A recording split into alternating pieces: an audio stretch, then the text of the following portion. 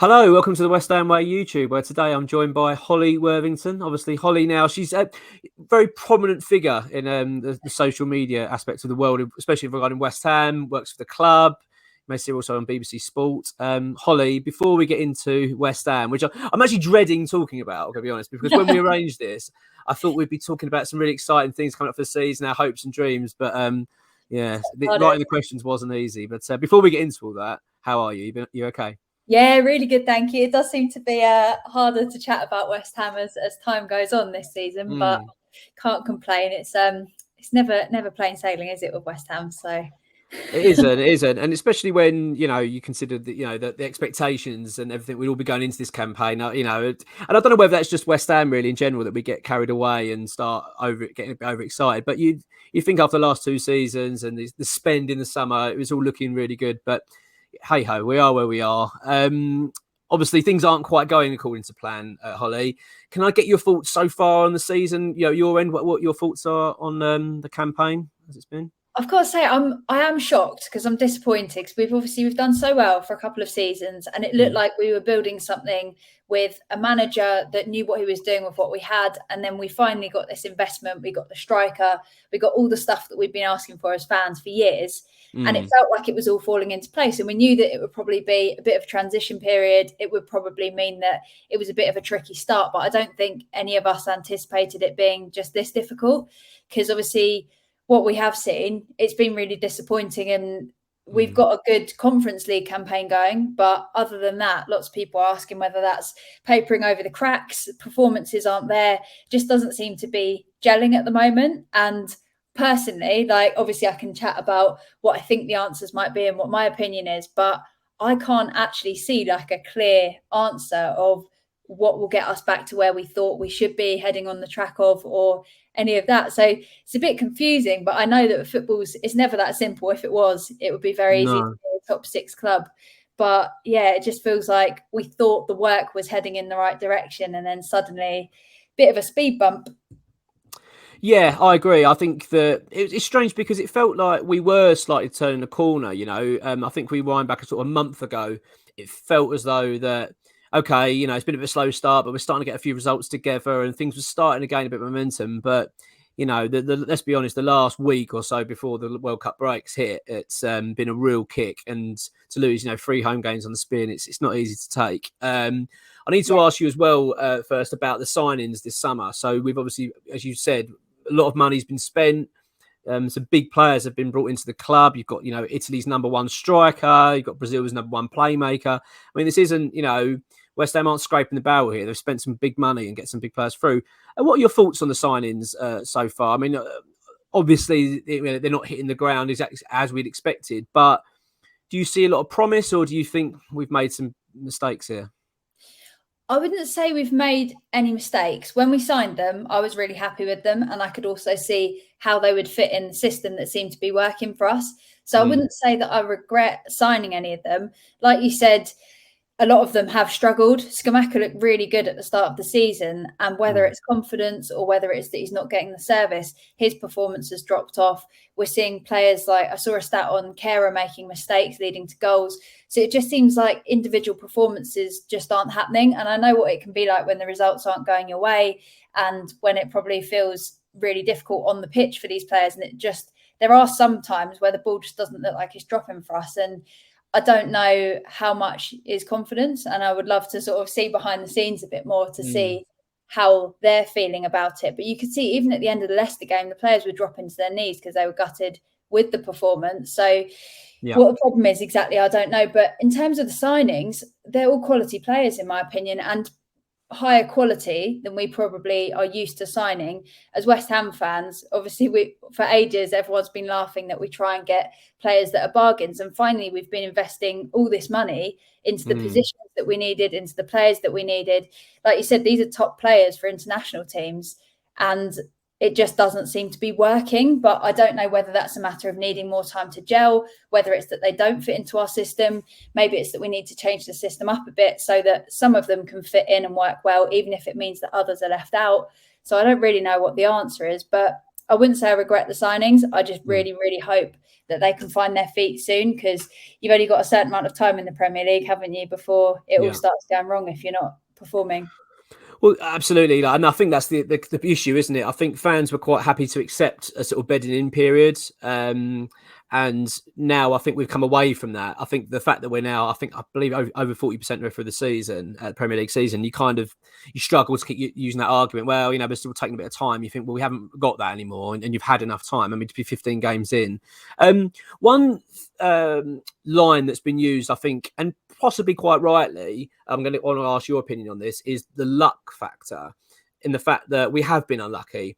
And I think there is argument for that. You look at certain games, Nottingham Forest being one straight away, that we lost 1-0, but let's be honest, on another day we should have won, and probably won quite comfortably. Losing at Chelsea when, we were robbed of a point there. And then you look at other games, Manchester United, we were pretty unlucky, Liverpool unlucky. But do you think now it's time to stop using that word, unlucky? Or do you think it's time to start saying, well, you can't keep losing every game and just go, well, it's just down to bad luck? Or is it that? Or do you think that's valid? Do you think, well, actually, we should be higher because of the luck situation? And one thing I was going to actually say as well, I looked at a table and it said about VAR decisions. Now, I need to look at this a bit more, because I don't know whether it means that the VAR decisions were necessarily wrong. But there was a table without VAR, and I think we were the most affected team. I think we would actually be 9th now, 1 point off. I think we'd be above Liverpool, 1 point off Chelsea, and I think we'd be something like 2 points off 7th. So I think we'd be 5 points better off. So I think there's that sort of argument that possibly is quite in David Moyes' side, going, we've just been really unlucky so far this season. Or do you actually think, no, that isn't the case? We've got to start looking ourselves in the mirror. I'm a bit on the fence with that one, because I think luck does play a part. Obviously, like you said, there are points, and what you were saying about VAR is really interesting as well, because I'd not seen that perhaps without some decisions going the other way, we would be in a better position. I mean, we're 1 point above the relegation zone. I think we're 5 points from 9th at the moment. So it is incredibly close. And you could look at that and say, if those decisions hadn't gone against us, where would we have been? But I suppose at the same time, there's always going to be luck or a lack of luck. And even VAR referees could make a decision that went the other way. And because of that, it is such fine margins in football sometimes that you need to get that 2-goal lead. You need to not concede and things like that. So I think luck hasn't gone our way in that some things haven't fallen for us. But I also think that we could probably do things to make it a bit easier for ourselves. And it has been kind of individual mistakes and taking our eye off the ball at the last second, or when players start getting tired, that it seems to be that one game-changing moment. Just last ditch tackles that are because we've let the ball come all the way through that will then give away a penalty, kind of thing. Stuff like that I think is costing us. So I don't think we've had the best luck. I feel like we've had a lot of decisions that have gone against us. But I do think that we've got to sort of take the game into our own hands at this point and just work as hard as we can, leave everything on the pitch, so that even if this stuff doesn't go our way, that we still have a chance of getting those points from these games. Because games that are the ones that we sort of must be winning at this point, if we're only 1 goal up and it's that there's a decision and then we drop points because of it, I feel like at this point we now really have to give everything to give ourselves the best chance of getting away from that relegation zone. Hopefully getting that word that you mentioned, momentum. We need to be getting that so that we can make it easier for ourselves rather than harder. I have to say, I completely agree. I think that it's an issue, I think, this season for me. You're right. There is an element of bad luck. And as you say, and you can take that sometimes. You can say, we were just a little bit unlucky today. It didn't quite go away. But then when it's every match, you can't keep using the same line. And I actually think that you kind of make your own luck in football as well. And I think at the end of the day, we haven't taken our chances. We just don't look very clinical this season. I don't know. As you touched on it earlier, bedding in period, certain players, and you've got to be fair to some of these players that they've moved from another country, settled their families in. It does take time, and it's a different league, but we know that. And I think Scamacca's actually come out this week and said that he doesn't regret the move at all, and says that Premier League is a very different beast, but he's enjoying it and he will get better, and he knows the goals will come. So that's good to hear that. But yeah, it comes a point when you just think, right, we can't just keep feeling sorry for ourselves at the end of every match and going, oh, it didn't quite go our way. You think, well, you've got to make it happen now. On the same note, though, I think there are a few games where we have been close. Like in the Leicester game, I felt like there were portions of that game where we played so much better than we have in a long time. So the performances are heading in the right direction. Obviously, that result was almost like the nail in the coffin just before the World Cup, dropping points to Leicester, that we were saying that we really needed those points. But it does feel like things are starting to build, and it is going to take time. Like you said, you've got players coming from all over the world, from different leagues. The Premier League's completely different. They've uprooted probably their whole families. They're learning to play with new players. They're learning to play against opposition they've never played against. So everything's changing for them. And I knew it would take time for them to all settle in. And when you look at how many players I suppose we are bringing into the starting 11 now from the players that are new this season, it's a lot of change, even for the ones that were performing last season. So there's a lot going on that I think it will take time. I think maybe we just underestimated how much time or how much of an impact it could have on our performance in the short term. Yeah, I agree. I actually think that the club kind of, I think Declan Rice has actually alluded to it previously. They expected the season to be tough because of the amount of change, and we're not just talking about on the pitch as well, behind the scenes, Mark Noble's left. I know he's returning soon as a sporting director, but you've lost Stuart Pearce. We've lost players that have been very key figures behind the scenes that not necessarily were on the pitch. Ryan Fredericks, I believe, was a key member of the team in the dressing room and a real character. You've got David Martin as well. All these kind of people that have left the club, I think, has made a big impact. But then I suppose the argument is, well, why did we do that? Why have we allowed that to happen? Why didn't we do it over stages rather than go, right, let's wait until the summer. We'll then make a massive overhaul of the squad. I think that's where a lot of fans are frustrated, especially when you look back at we hate to keep looking back at that window, that January window, when you think, well, there was a great opportunity then where you could have just brought a couple of players in, spent the 50, 60 million that January, got it done, and then it probably wouldn't have required that much spend. But we are where we are. I suppose the next question, this is the big debate, and it's the elephant in the room at the moment, is the manager.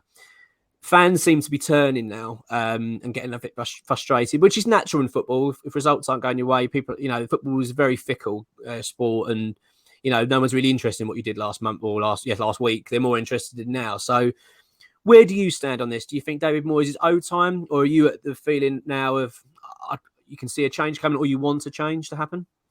I can definitely see a change coming. Before this, I had definitely been very much that Moyes did deserve time because he'd done great things with rather little resources.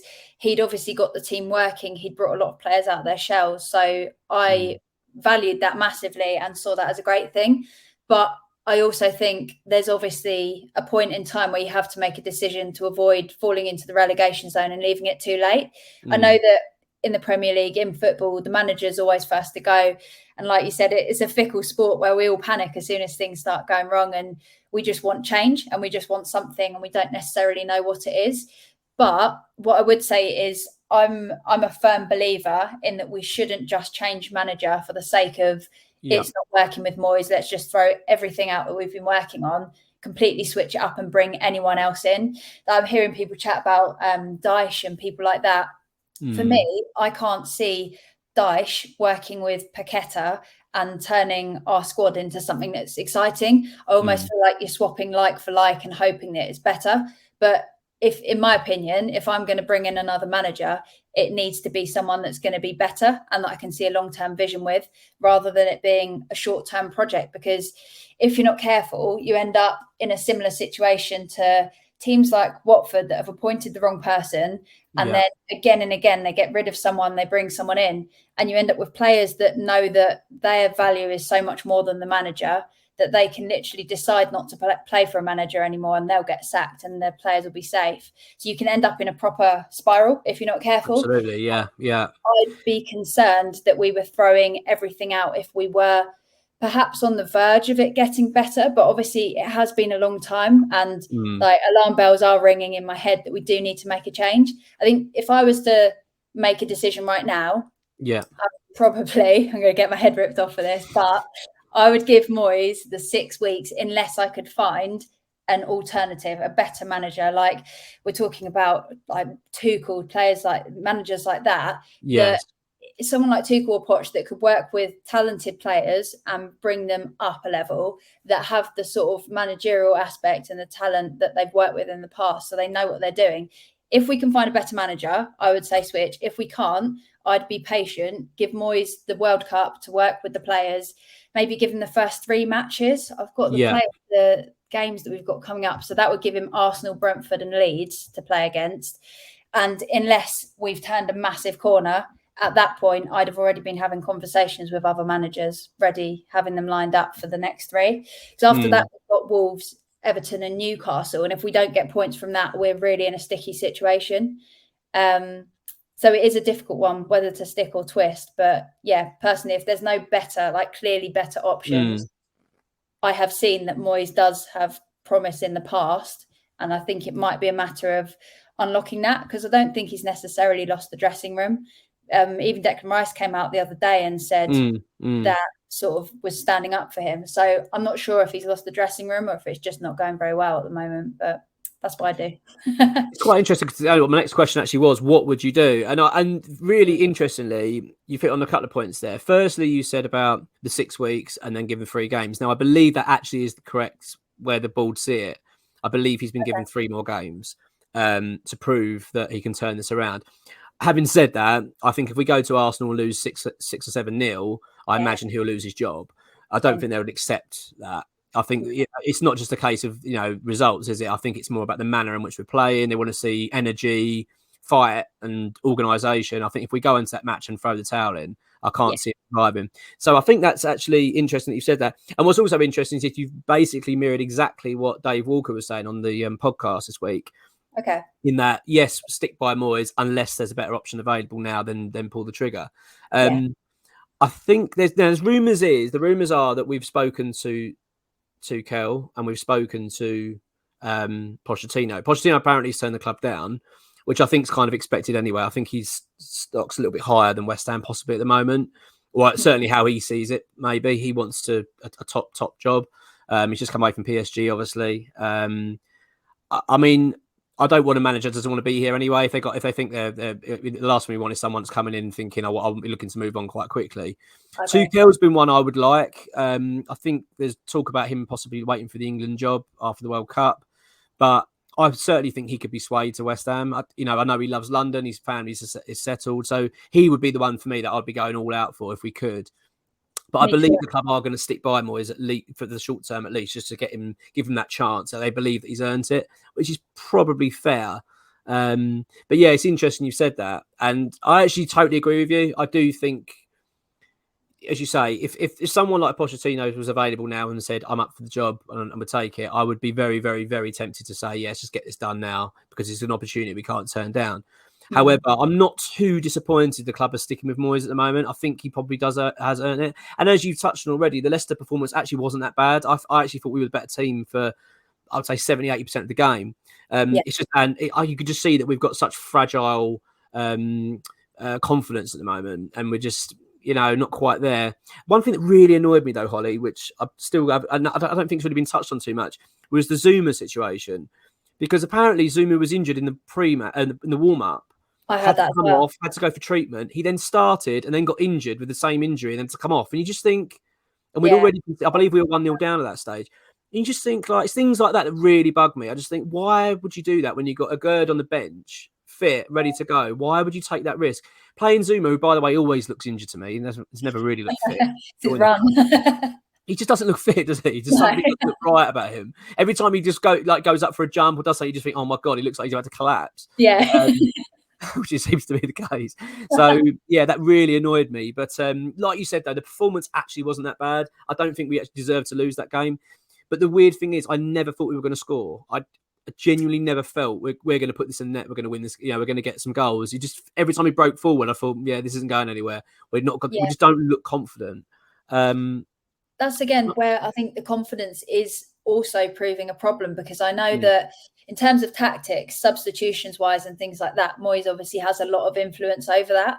But once they go onto the pitch, it does look like those players are wanting to naturally play defensively, regardless of how Moyes has them set up, where they'd far rather play the safe option and keep passing the ball around the back line rather than actually trying something, I think, for fear of mispassing it. But because of that, we're playing such slow football. And last season, when you look what we were doing so well, Bowen was doing 1-2s and everyone was on the move and it was unpredictable. And then next thing you know, the ball was in the back of the net. And now it just feels so much slower and more predictable that they're getting players back behind the ball and it's so much harder for us to attack. But like you said as well, I couldn't see us scoring, which is concerning, because when we are leaking goals, the only other thing we can do is outscore the opposition. Absolutely. And when we're not being clinical enough in front of goal to get those goals, and we're also not defending well enough to keep a clean sheet, it's a bit of a recipe for disaster. But again, it is marginal errors and tiny mistakes that are costing us. So I don't feel that it's impossible to cut out, but I just think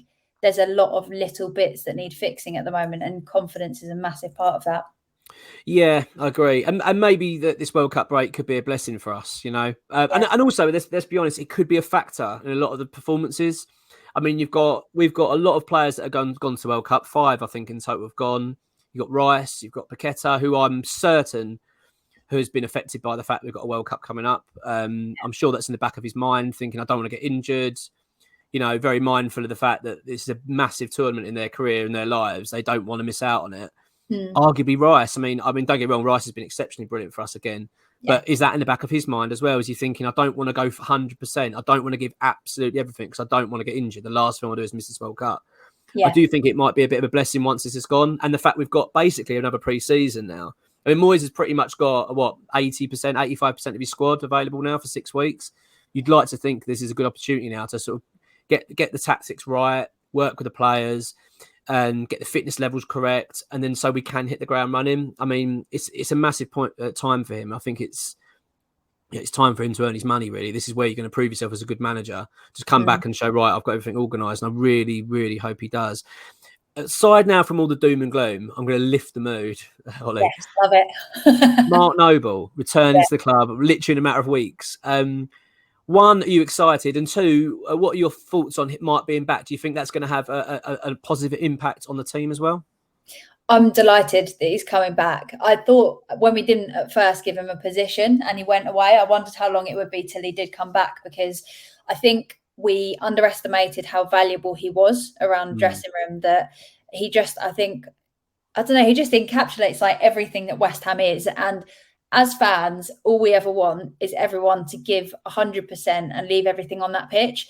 And I don't think there are too many footballers left in the world anymore that have that same ethos, that you just grind out results, do what you need to do. So I think having someone there, just casually reminding everyone, even all the stories we heard, like when he was leaving, that he sweeps up the changing room, just the little sort of ethics that I think he installs in everyone in that dressing room, I think it will have made a massive difference, and it will have brought everyone together. And you can see that Rice has picked up a lot of his leadership and things like that from Noble.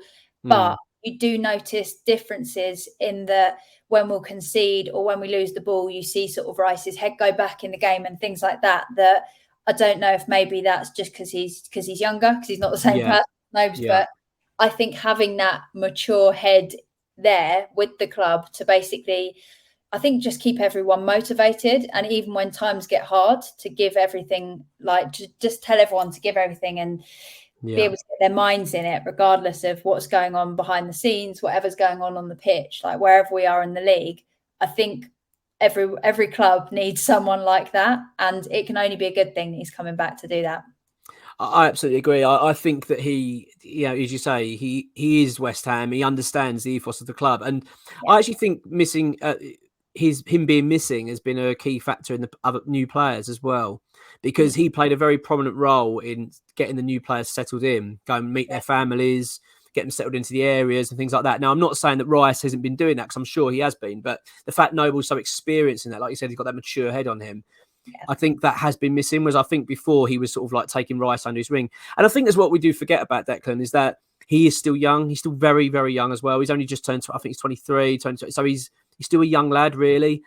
Still, learning the game. So you do think it's a lot on his shoulders, especially when things aren't going right. Whereas you'd like to think now, having Mark back in, being around the players again, being around the club, I think it will help. And I think it also be a big help for David Moyes, having his like trusted ally there, someone he can confide in. And I think he'll be the buffer between the players and the manager, because there is a lot of talk of Moyes being quite standoffish with a lot of the players, doesn't get too close to them, which I get. I actually quite like that. I don't like managers necessarily being mates with the players. I sometimes think it's quite good to have a bit of authority. Like I think Alex Ferguson was very much like that and wasn't overly close with any of his players. So I'm not saying it's a bad thing, but I think having Mark back, having those conversations, having Mark back with those players, I think will make a big difference. So I'm like you, I'm really excited, and it can only be a good thing having Mark back.